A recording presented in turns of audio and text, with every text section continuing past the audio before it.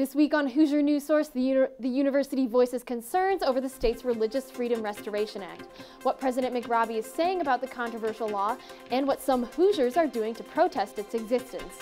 And an email scam hits IU. Grayson Harbor tells us what you can do to avoid the spam and how to report it.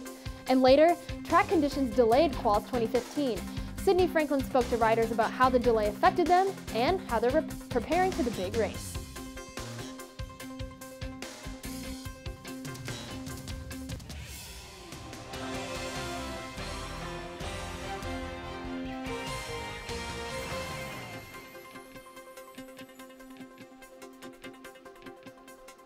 Hi, thanks for joining us this week on Hoosier News Source. I'm Ruben Solis. And I'm Molly Jurasek. Indiana has been making national headlines over Governor Mike Pence's Religious Freedom Restoration Act. The new legislation allows businesses to operate according to their religious beliefs. The law is under fire because it could threaten the gay community. IU President Michael McRobbie sent a statement to all students on Sunday, separating the university from any affiliation with the new law. McRobbie says, quote, IU will continue to promote a diverse atmosphere and serve people of all races, ethnicities, sexual orientations, religions, and more, end quote. He added that IU is better because of its diversity, despite all people's differences. And of course, a lot of controversy surrounds the law, and some people in Bloomington took to the streets to voice their opinion. Here's HNS reporter Josie Janavicius. Because of the very vague wording of the bill, it's unclear what the exact implications will be. So unfortunately, we don't always have great answers for people who come in and ask if this will affect their job or their housing situation. Last week, Indiana Governor Mike Pence signed into law the Religious Freedom and Restoration Act, which states that the state of Indiana cannot, quote, substantially burden a person's exercise of free religion. And many are saying that this could be used to refuse service to people in the gay, lesbian, bisexual, and transgender community. Protesters marched Saturday here in Bloomington, protesting the law. So the Bloomington community has been largely supportive. There have been statements made elsewhere in the state from businesses that say that they're not interested in providing services for LGBT patrons, but that hasn't been in Bloomington. Monroe County Republican Chair Stephen Hogan confirmed that Governor Mike Pence will no longer be making an appearance in Bloomington Tuesday at the local chapter's Lincoln Day dinner. Attorney General Greg Zeller will speak instead. The planned protest will still go on. Phone calls to Governor Mike Pence's office were not returned. Reporting in Bloomington, Josie Janavicius, Hoosier News Source.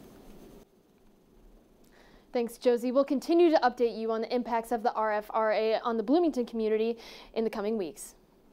An illegal gambling investigation led police in Graham County to confiscate more than 90 grams of marijuana and $9,400 at a bar last Thursday. Excise officers went to Plymouth Club after receiving reports of an illegal sports raffle. They say they found marijuana hidden in the ceiling and cash in envelopes with names of NCAA teams. Police made no arrests, but cited the club with several violations, including promoting professional gambling. And are you getting some odd friend requests sent to your email?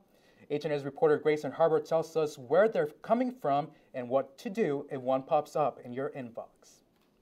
For the past few months, faculty, staff, and students have been receiving spam emails like this one in their indiana.edu email accounts. The screenshot that you sent is actually from what's called the InfoAxe Trojan. InfoAxe is a plugin into Facebook that's actually malicious software. And what it does is it trolls through your friend lists and then sends those email notifications to them, asking you to accept the request or to confirm that they're a friend.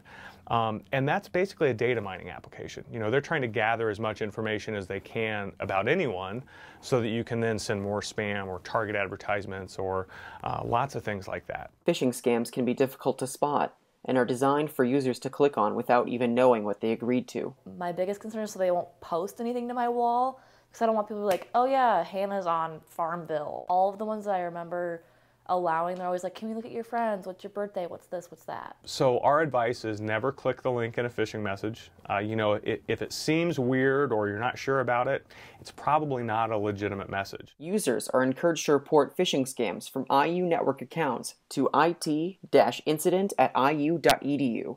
For Hoosier News Source, this has been Grayson Harbor. All right, thanks, Grayson. Thanks for that report. Well, still to come on Hoosier News Source, Little 5 is less than a month away, but first teams had to qualify. Sydney Franklin has that story. And Bloomington primaries are coming up, but are you registered to vote? We'll tell you where the polling places are and when your last chance to register is.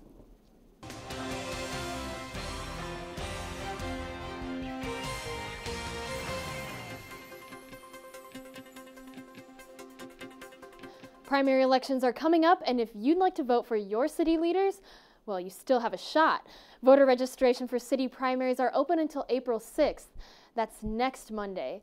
Election day is set for May 5th, and to find your polling place, visit this story on iustv.com. And another election in town is the IUSA student government elections. Those are next week, and all three tickets met last week to present their platform goals.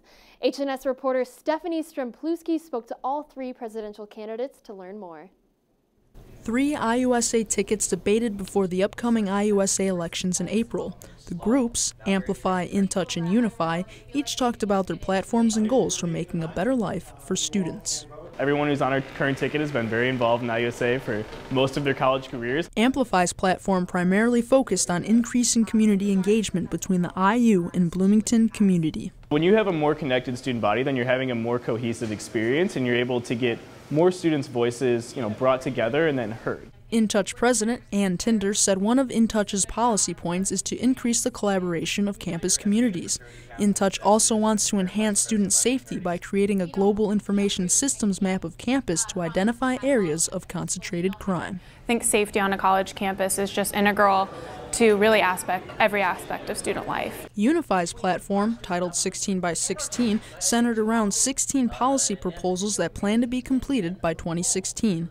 The platform addresses affordability, safety, student empowerment, and social innovation. We've worked with administrators all across this campus and student leaders, past and present within IUSA, to craft a truly representative agenda.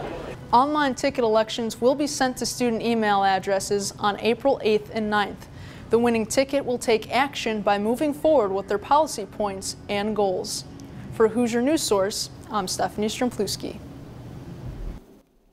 All right, thanks, Stephanie. Job seekers got a bit of a break last month. The state's employment report for February shows an increase in private sector jobs. The state added 1,700 private sector jobs, making February the 20th month out of the past 2 years where private sector jobs increased. The unemployment rate also decreased 0.1% last month, down to 5.9%, which is still higher than the national average of 5.5%. And all of you interested in engineering, listen up. IU Bloomington is one step closer to creating an engineering program. HNS reporter Jason McDonald tells us what is next for the program proposal. The Jacobs School of Music, the Kelly School of Business, the IU School of Public Health, all names of programs that may come to mind when discussing Indiana University, but a proposal for an engineering school is currently in the works that could be the first step to putting IU on a closer level with engineering schools throughout Indiana. The engineering program would branch off of IU's School of Informatics and Computing, and according to Dean Bobby Schnabel, it would improve the campus's access for high-performance computing and the ability for students to make more physical things. Some students believe the program would attract more students and decrease the engineering gap with Purdue. Engineering, especially in informatics and computing, where the engineering school will be kind of Harvard, there's a lot of jobs and there's a lot of growing need for people that can create stuff and that can code and that can create the next technology of the world. With this program being so young, I feel like we have a chance to give kids a chance to explore their interest in engineering. Dean Schnabel also said that if the plan was approved, its first round of hiring would be for the fall 2016 semester, and that this program would contain a PhD and bachelor's program. This is Jason McDonald reporting for Hoosier News Source. Now, IU's Board of Trustees will decide in April if they want to pursue the programs. Now, if they do, the proposals will go to the state's Commission for Higher Education for further consideration. Despite a delay due to track conditions, qualifications for Little 5 continued on Saturday. HNS reporter Sydney Franklin spoke to one qualifying team about the delay and what's next for them before the actual race. After maintenance of the track caused a period of waiting, qualifications for the Little 500 race resumed. Fans in the stands were still rowdy, cheering as loudly as ever, and the show went on. Riders did not seem too fazed by the delay. Kappa Kappa Gamma riders said it gave them more prep time. Kappa Kappa Gamma, please report to bike pickup. It threw us off, but we also got to spend a lot more time with the house, and that got us a little more pumped up for the day. The Kappa Kappa Gamma girls said they listened to music and danced to get ready for the day. Despite the delay, Kappa Kappa Gamma qualified with a time of 2:58.01 on their first attempt. With the support of their fellow sisters, they're looking forward to another successful year in the Little 500. Now, it's practice, practice, practice on the Kappa's minds. We have our coach sends us workouts every week, every day. Next week will definitely be more important just because of ITTs coming up on Wednesday, and then a lot harder workouts. Yeah, a lot harder workouts coming up, but we're excited. The day might have started rough, but the remainder of the qualifications ran smoothly. For IUS TV, I'm Sydney Franklin. Individual time trials will be this Wednesday, and the actual Little 5 races on April 24th for the women and the 25th for the men. You can go to the link on the website for the full list of qualifying teams. I think I'm going to go for the first time. My first time, senior year, gotta go. You definitely should. I've been before, but every time I go, it rains and is cold, and then the other race that I don't go to is sunny and warm, so maybe this time I'll get lucky. Yeah, maybe. All right, well, that's all we have for you this week on Hoosier News Source. You can visit our website, iustv.com, for even more campus and local news. Also, make sure you like our Facebook page, IUSTV News, and follow us on Twitter at HoosierNWSource. From all of us here at IUSTV News, thanks for watching, and see you next week.